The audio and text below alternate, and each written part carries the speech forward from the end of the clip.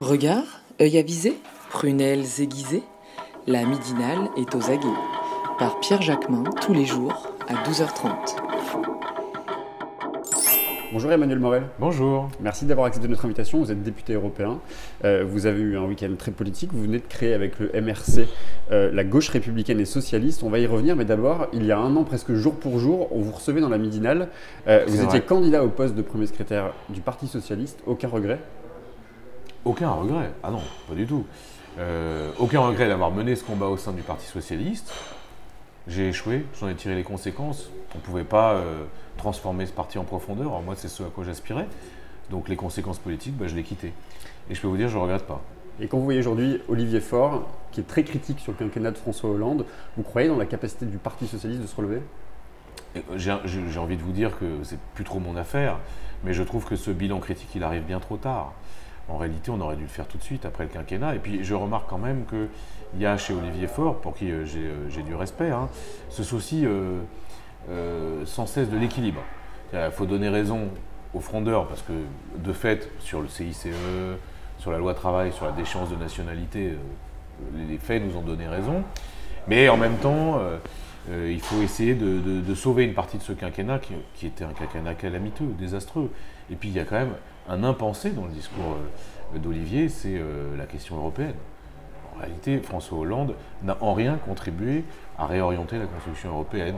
Et d'ailleurs, dès le départ du quinquennat, le verre était dans le fruit d'une certaine façon, puisque le refus de la renégociation du traité budgétaire avec Merkel, c'est la faute originelle. Et de là découle tout le reste. Une politique budgétaire très restrictive, la politique de l'offre, dans un moment où il était préférable de relancer la machine via l'investissement et la demande. Bref, ça fait pas... C'est l'impensé du bilan critique. Or, la question européenne, elle est centrale quand on aborde l'évolution de la social-démocratie ces dernières années. Encore un mot quand même sur le Parti socialiste. Je l'ai dit, vous venez de créer le mouvement La gauche républicaine et socialiste. Vous avez souhaité aussi nouer des alliances avec la France insoumise. Vous serez un partenaire de l'AFI. Il y a beaucoup d'anciens socialistes autour de Jean-Luc Mélenchon. Des alliances avec le Parti socialiste sont encore envisageables pour demain? Dans l'état actuel des choses, c'est compliqué parce que moi je pense que pour rassembler, il faut clarifier. Et pour clarifier, il faut être capable d'opérer un certain nombre de ruptures. Or, le Parti socialiste ne veut pas faire ces ruptures. Il continue à siéger au groupe social-démocrate au Parlement européen, qui lui continue dans la politique de grande coalition avec la droite européenne, et qui sur tous les sujets un peu importants, déterminants pour l'avenir de l'Europe, est incapable de prendre des positions de rupture. Que ce soit sur la politique économique, sur la politique sociale, même sur les questions environnementales. Donc si il n'est pas en capacité d'opérer ces ruptures, alors on n'y arrivera pas. C'est un peu le bilan que j'avais fait. Moi, je pensais que... moi, je crois au socialisme républicain. Je me sens profondément socialiste. Mais l'idée que je me fais du socialisme ne correspondait plus à ce qu'incarnait le PS. Donc après, c'est à eux de voir comment ils se réforment, s'ils se réforment et s'ils y arrivent. Il y a d'autres personnalités du Parti socialiste qui semblent prêts à franchir le cap, comme vous l'avez fait il y a un an. Je pense à Julien Drey qui a soutenu à plusieurs reprises Jean-Luc Mélenchon et la France insoumise. J'ai vu ça. Vous l'invitez à vous rejoindre? Non, mais moi j'invite tous les socialistes un peu déboussolés et qui n'ont pas perdu espoir à nous rejoindre. Et pas seulement les socialistes, d'ailleurs tous ceux qui sont reconnus à un moment dans ce courant, comme un courant historique de la gauche française, le socialisme républicain, la République sociale, parce que c'est notre tradition, qui est d'ailleurs un peu une singularité française, qui naît avec Jaurès et qui se poursuit ensuite. Je les invite tous à nous rejoindre, parce que je pense que précisément, nous, ce qu'on essaye de faire, c'est rallumer la flamme. C'est de ramasser le drapeau du socialisme qui est à terre, qui a été vraiment largement abîmé par le quinquennat de François Hollande, et puis de tourner la page, d'entamer une nouvelle aventure. Il faut faire le pari de l'avenir, et c'est aussi le parti de l'avenir. En tout cas, moi, c'est ce que j'essaie de faire avec mes amis. Alors, c'est quoi la singularité, ce qui fait la singularité de votre mouvement, de votre sensibilité politique? C'est quoi l'apport des socialistes républicains à la situation actuelle? C'est d'abord une rupture idéologique. C'est que moi, pendant longtemps, j'ai cru que face au capitalisme, on était en capacité de créer un rapport de force, d'imposer un compromis, bref, de fonctionner comme ça fonctionnait depuis, on va dire, les années 60, 70, c'est-à-dire sur un mode aconflictuel, ou en tout cas insuffisamment conflictuel. Sauf que le constat, c'est que la violence du système et le caractère absurde du système économique et social dans lequel on vit, qui menace pas seulement les êtres humains, mais aussi l'écosystème dans lequel on vit, ne permet plus cette espèce de réformisme à la papa, qui a été longtemps la marque de fabrique des sociodémocrates et des socialistes. Et moi, je pense qu'on est obligé de passer par des ruptures radicales.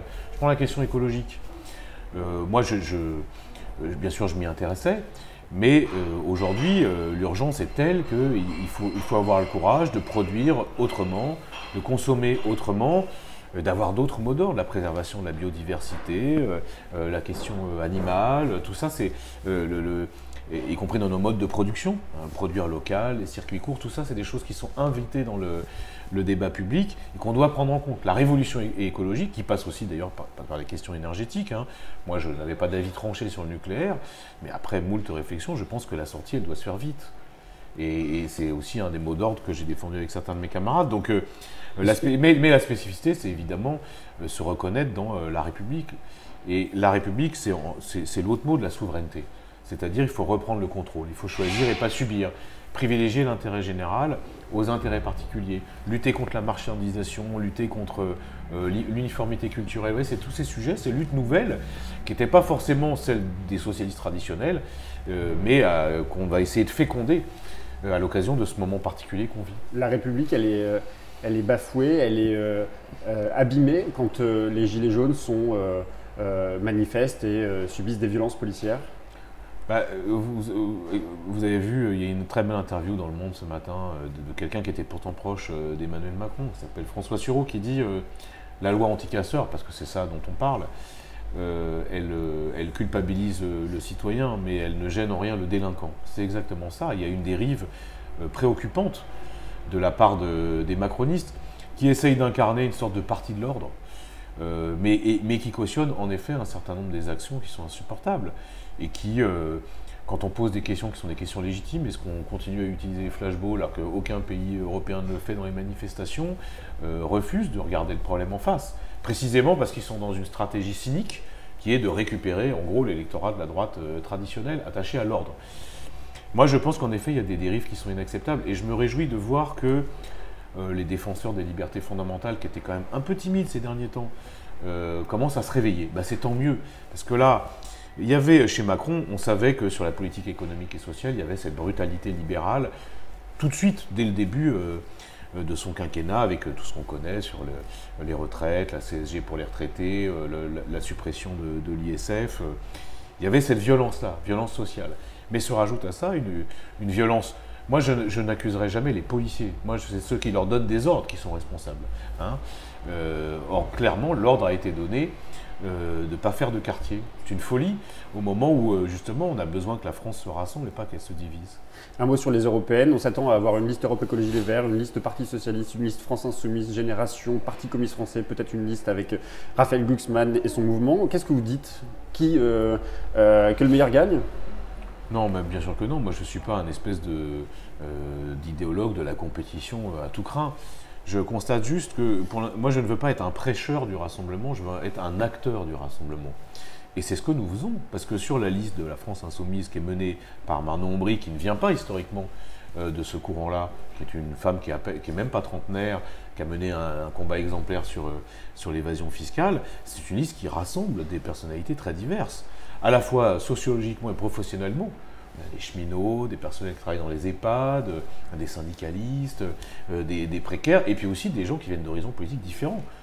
Quelqu'un comme moi qui vient du Parti Socialiste et qui assume le fait d'être socialiste, des gens qui viennent du MRC, Coronado qui est un ancien député écologiste, qui n'a pas la même histoire, des communistes.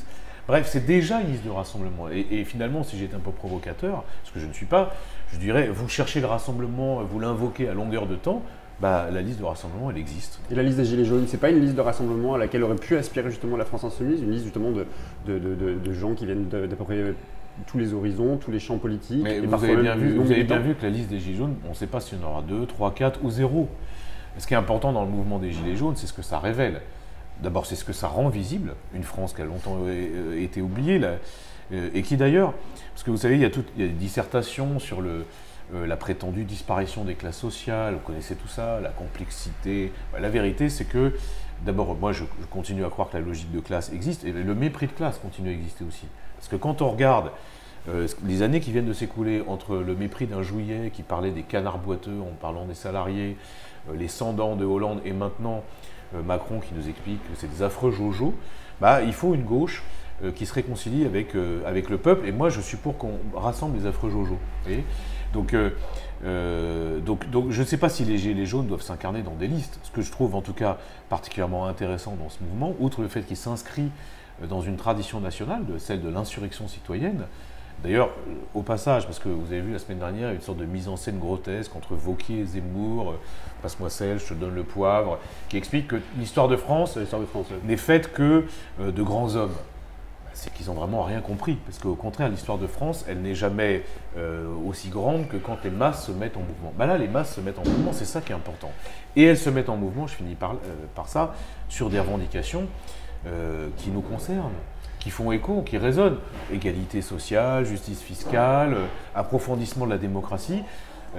Monsieur Jourdain faisait de la prose sans le savoir, les Gilets jaunes, ils font de la gauche sans le savoir.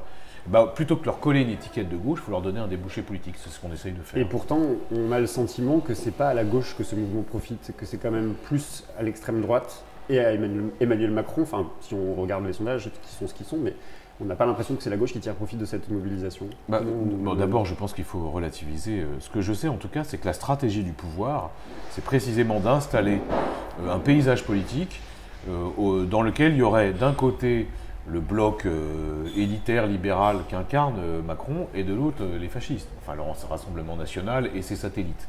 Ça, c'est sa stratégie. Et donc, ils vont surjouer ça, et vous allez voir, au fur et à mesure qu'on s'approchera des européennes, vous aurez des appels éplorés de démocrates qui diront « Oh là là, vous vous rendez compte, le fascisme est à nos portes, et c'est donc Macron la solution ». Bah, il faut démentir ce scénario qui, en plus, ne marche pas. On le voit aux États-Unis, on le voit dans d'autres pays. Le fait de surjouer le conflit entre les méchants populistes d'un côté et les progressistes de l'autre, en n'offrant pas d'autres alternatives, ça aboutit généralement à des catastrophes. Donc notre rôle à nous, hommes et femmes de gauche, c'est précisément de démentir ce scénario. Est-ce que ce n'est pas justement la stratégie populiste à gauche de Jean-Luc Mélenchon qui devrait être interrogée et qui ne marche pas? Mais je ne dirais pas ça. Moi, je dirais que, d'abord, quand on lit L'Air du peuple, moi j'ai eu des débats interminables avec Mélenchon quand il a écrit L'Air du peuple. Parce qu'il décrivait quelque chose d'inédit, qui, semble-t-il, selon lui, allait émerger. Et moi, j'étais plutôt sur des réflexes traditionnels. Je pensais que l'étincelle viendrait d'un mouvement social ou d'un mouvement lycéen, comme ça s'est vu dans le passé. Mais c'est lui qui avait vu juste. En effet, émerge tout d'un coup un truc inédit, hétérogène, sans leader, pas encadré par des syndicats. Donc sur l'analyse, il avait raison. Et après, je pense qu'il n'y a pas de contradiction entre le fait de vouloir fédérer le peuple, comme il le dit, et rassembler la gauche. En tout cas, ce qui est sûr, c'est qu'il faut que la gauche se rapproche du peuple, parce qu'elle s'en est largement éloignée. Et on voit d'ailleurs, c'est intéressant, il y a une partie de la bourgeoisie intellectuelle de gauche, qu'on connaît bien, qui a une forme de circonspection par rapport aux Gilets jaunes. Ils sont gênés, ils finassent, ils tordent la bouche. Moi, je crois au contraire qu'il faut épouser cette cause. Ça ne veut pas dire qu'on doit perdre, il faut garder la tête froide, évidemment, hein, mais en même temps, il faut être acteur du processus. C'est pour ça que demain, c'est le 5 février, il y a une manifestation. On essaye, qu'est-ce qui est en train de se passer? C'est la possibilité d'une convergence avec les forces syndicales, d'une coagulation. Je pense que notre rôle à nous, c'est d'être dans la rue et d'aider à ce que ce mouvement se renforce. Justement, c'est ma dernière question, Emmanuel Morel. Demain, la CGT avec les Gilets jaunes, en tout cas, il y a une convergence vers un mouvement de grève nationale. Au-delà des ronds-points, vous appelez à des blocages d'usines? Non, mais de toute façon, moi, j'appelle à soutenir ce mouvement.